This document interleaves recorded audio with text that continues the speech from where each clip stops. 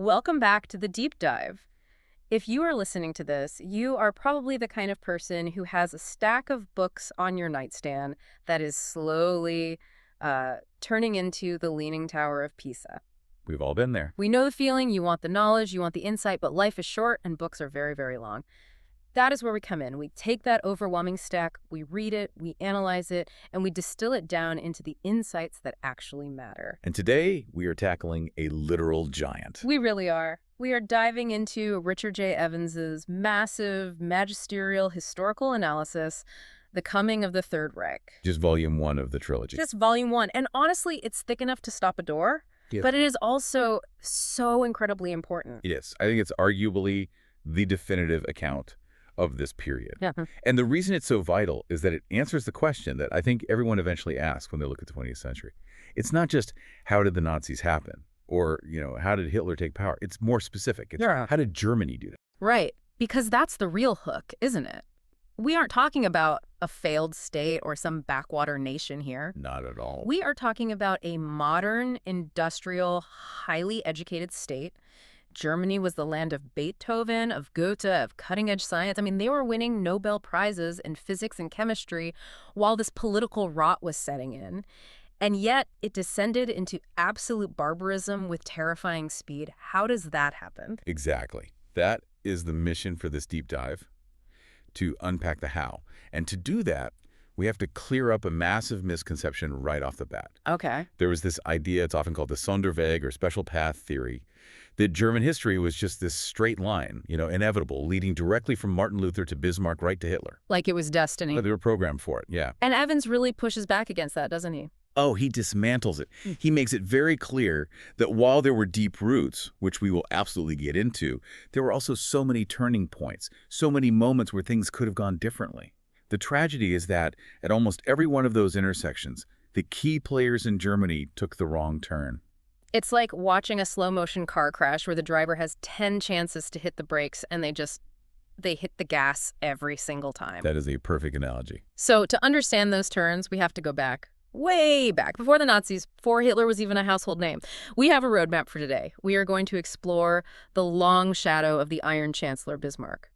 We're going to look at the rise of scientific racism, which is just a terrifying concept in itself. We'll look at the trauma of World War I, the stab in the back, and finally the fragile, violent birth of the Weimar Republic.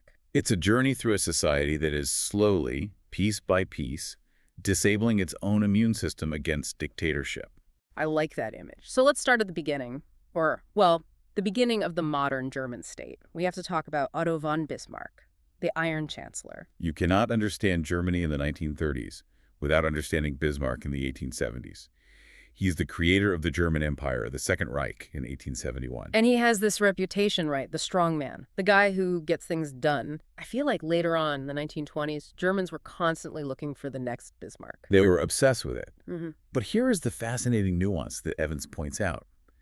The myth of Bismarck was very different from the man himself. Okay. The myth, the one that grew after he died, was that he was this man of blood and iron who solved every single problem through sheer force and military might. The great questions of the day will not be settled by means of speeches and majority decisions, but by iron and blood. That's the famous quote. It is, but the reality was, it was different. Bismarck was actually incredibly complex. He wasn't a reckless gambler.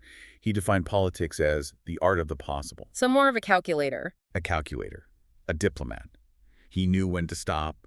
He knew when to negotiate. He manipulated the European powers to unify Germany. But once he had his empire, he spent decades trying to keep the peace because he knew a major war might destroy it. So he built the house, and he knew just how fragile it was. Exactly. But the system he created, it didn't require negotiation from the people. And once he was gone, the Germans remembered the force part and forgot the diplomacy part. They yearned for a dictator who just smashed through problems because they thought that's what Bismarck did. They wanted the caricature, not the statesman. So they were nostalgic for a version of him that didn't even really exist. Precisely. And that nostalgia was incredibly dangerous. But we also have to look at how he unified Germany. This wasn't a democratic revolution. It wasn't the people rising up, waving flags and saying, we want to be one nation, like in France or the United States. Right. I remember reading about the 1848 revolution in the notes, which was the attempt at a democratic unification, and that failed. Miserably. It failed completely. The liberals, the Democrats, they tried to offer a crown to the King of Prussia, and he rejected it because he said it was a crown from the gutter. He wouldn't accept power from the people. That is such a harsh line. A crown from the gutter. It tells you everything you need to know about the Prussian mindset. So instead, unification came from above. It came from the Prussian military. It was a series of short, sharp wars against Denmark, against Austria, against France.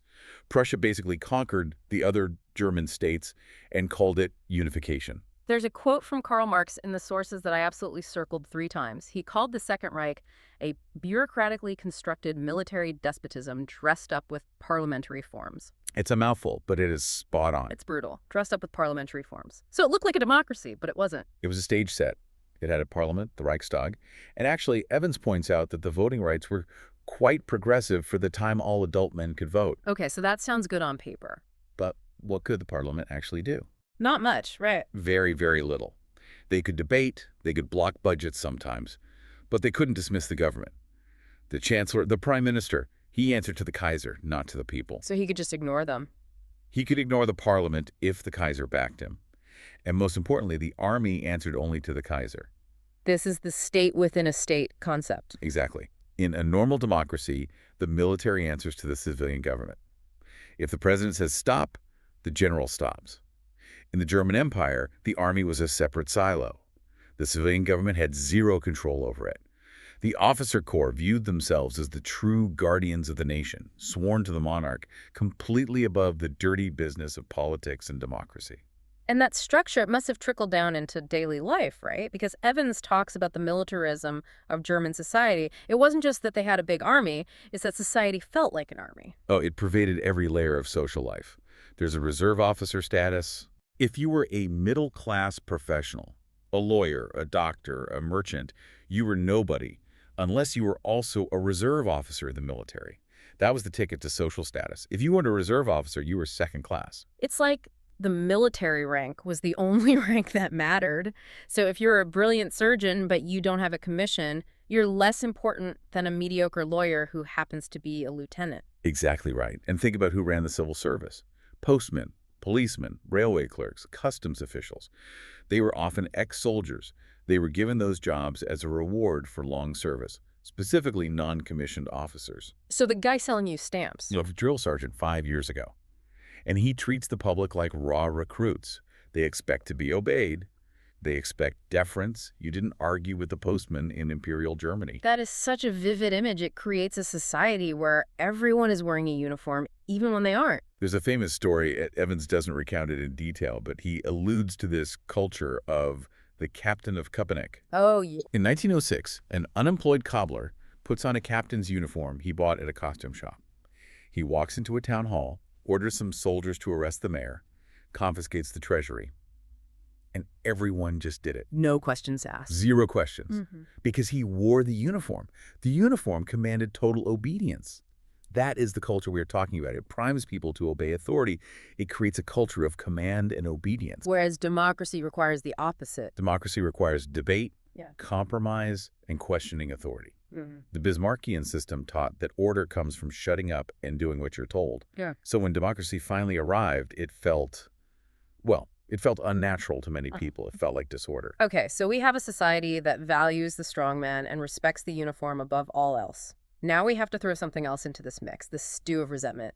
We need to talk about anti-Semitism. This is a difficult but absolutely essential part of the story. And Evans makes a critical distinction here. There had been anti-Semitism in Europe for centuries, of course. We know about the pogroms in the Middle Ages, but traditionally it was religious. It was about belief. Right. The idea was that the Jews were Christ killers, but the escape hatch was conversion. If a Jewish person converted to Christianity, they were, in theory, fixed in the eyes of the anti-Semite. Exactly. They could be assimilated. Yet, but in the late 19th century, that changes. We see the rise of racial anti-Semitism, the idea that being Jewish isn't a religion, it's a biological, immutable trait. You can't convert your way out of it. It's in the blood. And there is this one story in the source material that really stuck with me. It's about Hermann Allward. He's called the rector of all Germans. And honestly, he sounds like a character from a dark comedy, but he was real. He was very real, and Allward is the perfect example of how anti-Semitism functioned as a mechanism for explaining away personal failure. Yeah. He represents the loser demographic of anti-Semitism. So let's unpack Allward. He's a primary school principal in Berlin, right? Yes, and he's a disaster of a human being. He's in debt. He's struggling to keep up appearances. So what does he do? He steals money from the school. Okay. Specifically, he steals from the Children's Christmas Fund. That's cartoonishly villainous, stealing the Christmas money. It's incredibly low. He gets caught, obviously. He gets fired. He's ruined. Now, a normal person might look in the mirror and say, I made a terrible mistake. I am the architect of my own destruction. Allward doesn't do that. He does not. He pivots. He decides that the reason he is ruined isn't because he stole Christmas money, but because of Jewish conspiracies. You're kidding. In his mind, the Jews controlled the moneylenders, the school boards, the government. He was the victim. He blames the Jews for his own theft. He blames them for the situation that led him to steal and for the punishment he received. He writes a book called The Desperate Struggle of the Aryan Peoples with Judaism. And here's the scary part. He gets elected to the Reichstag, the German parliament. The guy who stole the Christmas fund gets elected to parliament on an anti-Semitic platform. Yes, with a massive majority in his district, because he tapped into something. He tapped into the resentment of people who felt left behind by industrialization, by the modern world. Farmers who were seeing prices drop, shopkeepers who were being put out of business by big department stores. And Allward gave them a simple answer. A very simple answer. Anti-Semitism became a cultural code. It was a way for failures and the economically insecure to explain their bad luck. If you were a farmer and prices dropped, it wasn't the global market, it was the Jewish speculator. If you were a failed headmaster, it wasn't your theft, it was the Jewish conspiracy. It washed away all personal responsibility. It's the ultimate scapegoat. But Allward was a demagogue. He was a rabble-rouser. There were also intellectuals doing this, right? It wasn't just raving lunatics on the street corner. Oh, and that's what made it so dangerous. It was being intellectualized. You have figures like Wilhelm Marr, who actually coined the term anti-Semitism in 1879. He coined the term. He wanted to sound scientific. He wanted to move away from Jew hatred, which sounded medieval and vulgar, to anti-Semitism, which sounded like a political or, biological stance. And then you have Houston Stewart Chamberlain. The Englishman who became more German than the Germans. He's a fascinating, toxic figure. He married Richard Wagner's daughter. He moved to Beirut. He wrote this massive book, The Foundations of the 19th Century. And this wasn't some pamphlet. This was a heavy, academic-looking tome. It was huge. And in it, he basically took history and social Darwinism, this idea of survival of the fittest applied to races, and just mashed them together. He claimed there was a cosmic struggle between the Aryans, the creators of all culture, and the Jews, the destroyers of culture. And this gave hate a scientific veneer. Exactly. If you were a middle-class, educated person, a doctor, a professor, you might turn your nose up at a guy like Allward stealing Christmas money. You might think he's vulgar. But Chamberlain, he was quoting history. He was talking about biology. It made hate respectable. It made it seem like knowledge. That is terrifying. Because once you make hate into science, you can justify almost anything. It stops being prejudice and starts being fact, at least in their minds. And we have to mention the Pan-German League. These guys were the pressure group. They were the radical edge. They were demanding colonial expansion, suppression of minorities, and banning Jewish influence years before Hitler was anyone. Who was leading this group? My name, Heinrich Class. In 1912, he wrote a manifesto called If I Were the Kaiser. Okay. And in it, he basically lays out the blueprint for a dictatorship. He called for banning the Social Democrats, stripping Jews of their rights, and conquering Eastern Europe to create living space. Living space. Lebensraum, that sounds very familiar. It's exactly the same terminology Hitler would use, and this was in 1912. The ideas were already there circulating. But, and Evans is careful to point this out, these guys were the fringe. Right? They were loud, but they weren't the majority. Correct. We have to keep that perspective. It's easy to look back and say, oh, everyone was a Nazi in waiting. They weren't. In 1912, the largest party in the Reichstag was the Social Democrats, the SPD. The left. the party of the working class, and they were officially opposed to anti-Semitism. They wanted more democracy and not less. So you have this loud, virulent, racist fringe on the right, but you also have a massive democratic movement on the left. It wasn't decided yet. The battle lines were drawn. So the table is set. You have a militaristic society. You have this growing scientific racism. You have a loud nationalist fringe. And then the world explodes. 1914, the Great Trauma. World War I changes everything. It is the catalyst. It takes all these ingredients, the nationalism, the militarism, the anti-Semitism, and cooks them into something truly poisonous. There's the spirit of 1914, right? The pictures of crowds cheering in the plazas when war is declared. Yes, the Burgfried and the Castle Peace. The Kaiser stood on the balcony of the palace and said, "I know no parties anymore, only Germans." For a brief moment, the nation felt unified. The socialists supported the war. The conservatives supported the war. They believed they were invincible. They believed the war would be short. And instead, they got the trenches. 4 years of grinding, industrial slaughter, millions of young men dead, a stalemate in the West. But, and this is so crucial for what happens later, we have to understand the map. The map. The military situation. In the West, in France and Belgium, it was a brutal stalemate. But in the East, Germany actually won. They won against Russia. They crushed the Russian Empire. Russia collapsed into revolution and surrendered. By 1918, Germany occupied vast territories in the East Ukraine, the Baltics. So if you are a German civilian looking at the map in your local newspaper, It looks like victory. it looks like victory. And meanwhile, at home, people are starving. The British naval blockade was choking Germany. People were eating turnip bread. They were melting down church bells for ammunition. But they kept going because they thought they were winning. And censorship played a huge role here, didn't it? A massive role. The German public was lied to, systematically.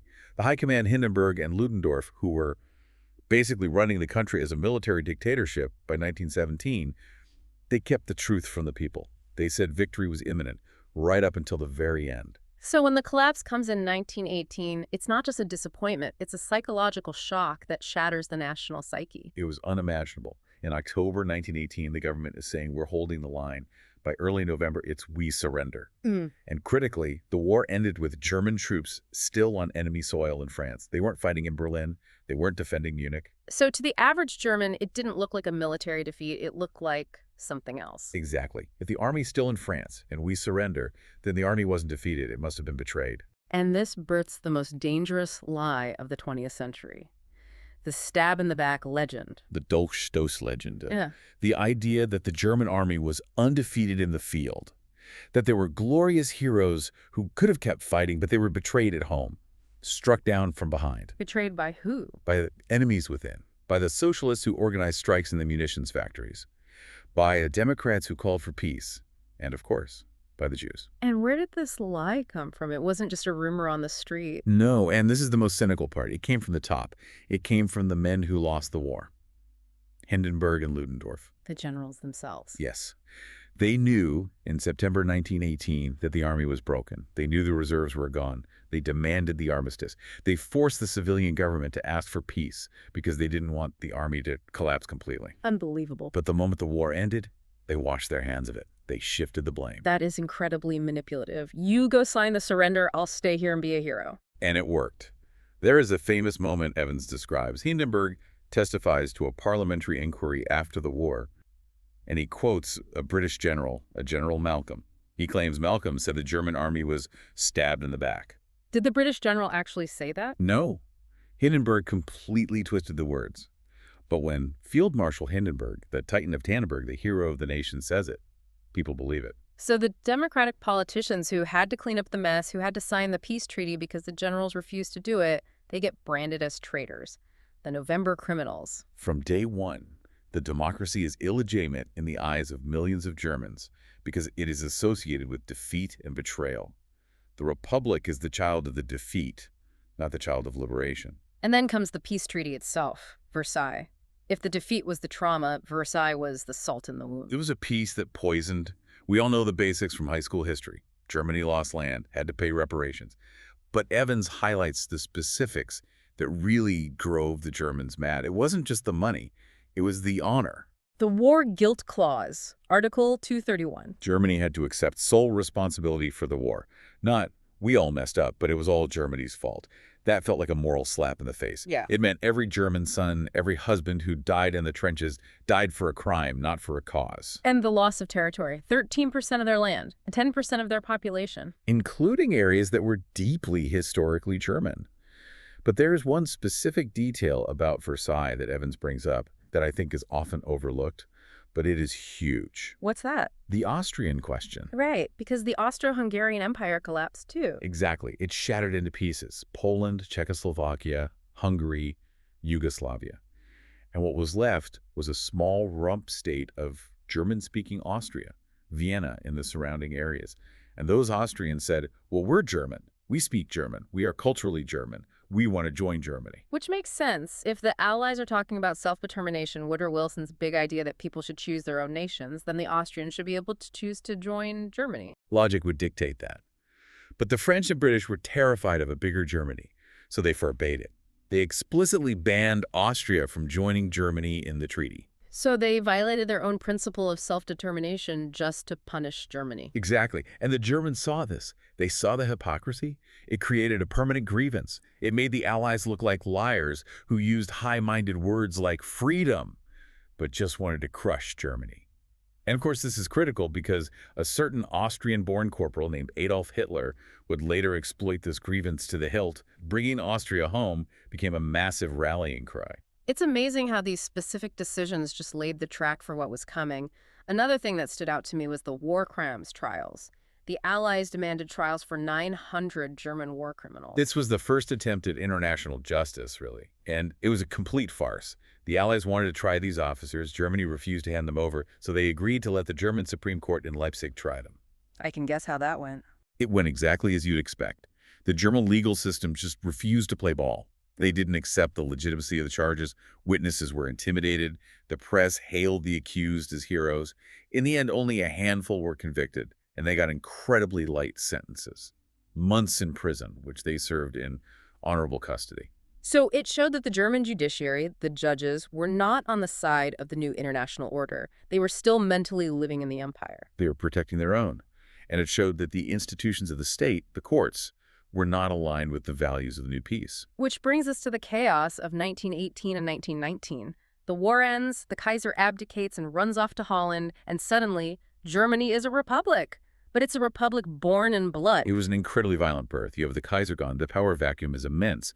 You have sailors mutinying in the ports. You have workers' and soldiers' councils springing up in Berlin, Munich, Hamburg, modeled directly on the Soviets in Russia. So there's a real fear that Germany is going to go communist, that the Bolshevik Revolution is spreading west. The fear was palpable. The middle class was terrified. And the man in the middle of this storm is Friedrich Ebert. He's the leader of the Social Democrats. He becomes the head of the new republic. But he's an interesting character because he doesn't seem like a revolutionary. He is the opposite of a revolutionary. Evans describes him perfectly. He was a saddler turned bureaucrat. He hated revolution like sin. That's his own quote. I hate it like sin. He wanted stability. He wanted order. He wanted shorter working hours, better pay, and a parliamentary democracy. He did not want to overturn society. He didn't want to seize property. He wanted Germany to be a normal, stable country. So he's terrified of a Russian-style revolution happening in Berlin. He needs to restore order. But the police are in disarray, the old army is collapsing. So he makes a fateful decision, a deal with the devil.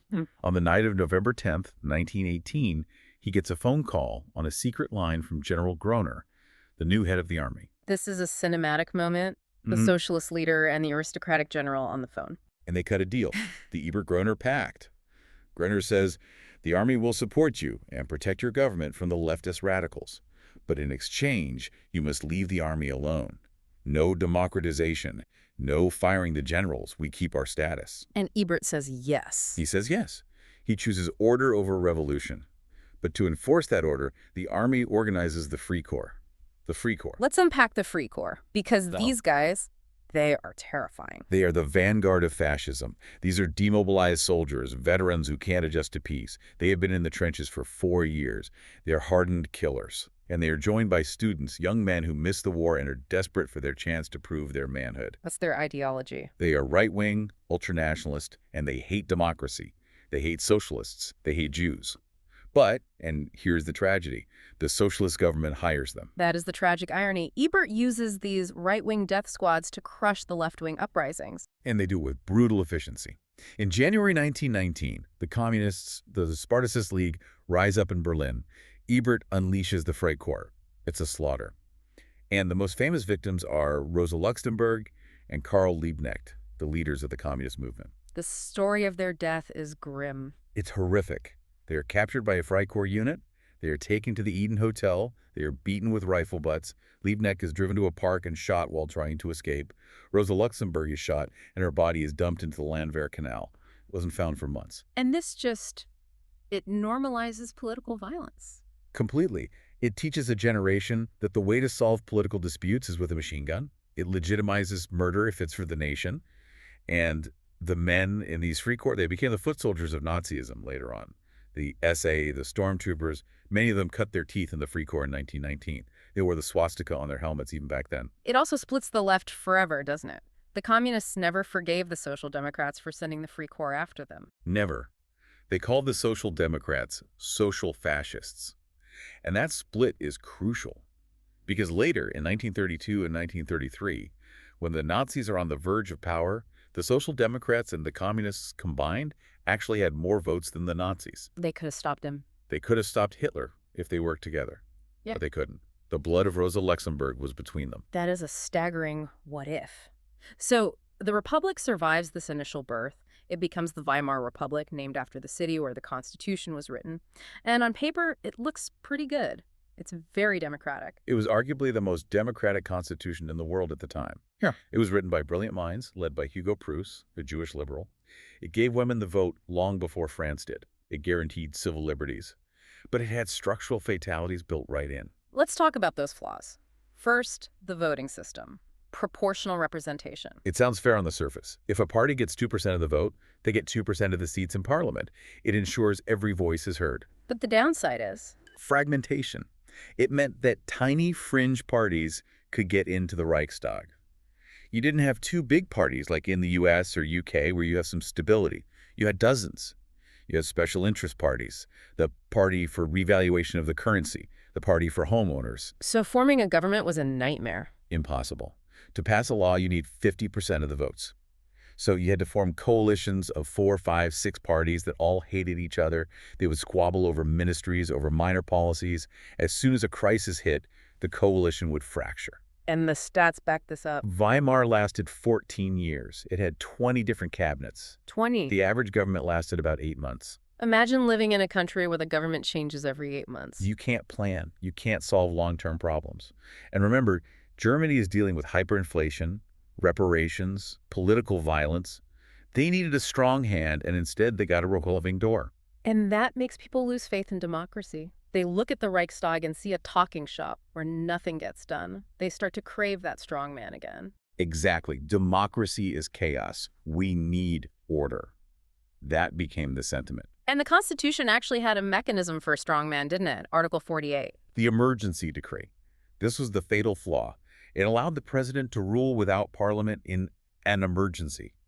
If public order was threatened, the president could suspend civil rights and make laws by decree. But what defines an emergency? That was the problem. It was incredibly vague.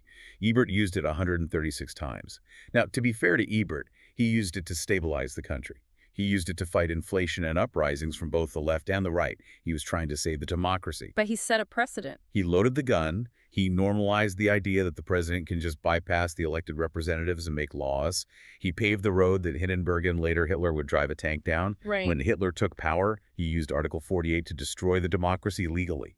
Now, besides the paper constitution, Evans talks about the people running the state, the concept of a republic without Republicans. This is critical. You can change the flag, you can change the Constitution, but if the people running the machinery of the state hate the new system, you are in deep trouble.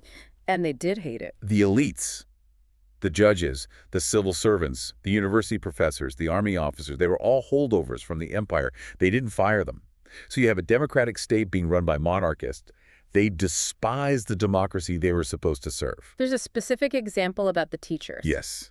The school teachers and university professors, The universities were hotbeds of right-wing nationalism. Yeah. They openly taught students to hate the Republic. They taught them that the peace treaty was shameful. They taught them this stab-in-the-back legend. So the Republic was paying the salaries of the people who were poisoning the minds of the next generation against it. Exactly. And the judges. The bias was blinding. We talked about political violence. Evans cites a statistic that is just mind-blowing. Between 1919 and 1922, there were 376 political murders committed by the right, the Freikorps, and so on. Okay. And there were 22 committed by the left. 376 to 22. Now look at the sentencing. Of the 22 left-wing murderers, 10 were executed. Heavy prison sentences for the rest. And the 376 right-wing murderers. 0 executions. 0. And the average prison sentence was something like 4 months. Many were acquitted completely. The judges would say he was acting out of patriotism or he was an honorable soldier provoked by the traitors. So the legal system itself was delegitimizing the state. It protected the enemies of the democracy as long as they were on the right. Precisely. If you were a right-wing terrorist, you knew the courts had your back. And then the symbolic nail in the coffin, 1925. Ebert dies. He dies young, only 54, basically worn down by the stress and the constant right-wing smear campaigns calling him a traitor. And Germany needs a new president. And who do they elect? Field Marshal Paul von Hindenburg. The man who lost the war. The man who invented the lie that the politicians betrayed the army. The symbol of the old imperial order. The man who liked to wear his pickelhaube helmet. He didn't even believe in democracy. There's that absurd detail about him asking for permission. Yes. He actually wrote to the exiled Kaiser in Holland and asked for his permission to run for president. He wouldn't take the job unless his old boss said it was okay. And the German people voted for him. They did. It was a rejection of the new order. They voted for the Ersatz-Kaiser, the substitute emperor. They wanted the old days back. Evans's verdict on this is pretty stark. He calls it a fatal error. Yeah. Putting a monarchist in charge of defending the Constitution was like putting a fox in charge of the henhouse. Hindenburg had no interest in saving democracy. He tolerated it for a while, but he had no loyalty to it. When the crisis came later, he was all too happy to dismantle it. It really feels like the walls are closing in on the Republic from the very beginning. We've covered so much ground, but when you stack it all up, you can see the foundation of the Third Reich being laid brick by brick. It's not just one thing. It's the convergence. It's the perfect storm. Let's summarize that storm, because it's important to see the whole picture. Okay, so first you have the legacy of Bismarck, the glorification of military force over debate, the cultural programming that said order comes from obedience, that deep desire for a strong man. Second, the intellectualizing of hate, antisemitism moving from religion to race, the creation of a scientific enemy that couldn't be converted, only eliminated, the scapegoating of Jews for all of modern life's problems. Third, the trauma of WWI, the denial of defeat, the stab-in-the-back myth that turned political opponents into traitors who deserved to die, the normalization of violence through the Freikorps. And fourth, the structural suicide of Weimar, a democracy that couldn't defend itself, a legal system that was blind in the right eye, a voting system that created chaos, and a constitution that offered a legal loophole, Article 48, for dictatorship. When you put all those together, you realize that by the late 1920s, the violence of the war hadn't really ended. It had just moved indoors. It moved into domestic politics. That's a chilling thought. It is. The language of politics became the language of war. You didn't have opponents to debate. You had enemies to be smashed. You didn't have compromise. You had surrender. The mental framework for a violent authoritarian regime was already there. It was just waiting for someone to step in and use it. And that is where we leave it for today. We have set the stage. The preconditions are all there. The chaos, the resentment, the tools of oppression. But the explosion hasn't happened yet. The next step is understanding how a specific movement, a fringe group of fanatics, managed to capitalize on this specific chaos. Exactly. We've built the powder keg. Next time, we're going to talk about the match. We're going to see how the Nazi Party moved from a basement beer hall to the Chancellery. Thank you for diving deep with us. It's heavy material, but understanding this, the how, is the only way to make sure we see the warning signs if they ever appear again. Absolutely. Critical thinking is our best defense. See you in the next deep dive.